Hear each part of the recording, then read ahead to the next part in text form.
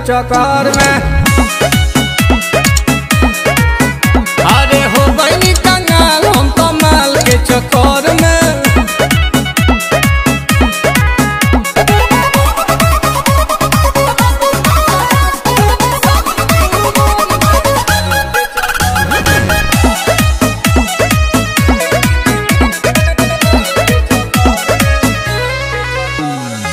वो करेला पाप कोई नहीं पाकिट मरनी बाप के, गाली पछाप अभी ले बाउन के थाप के।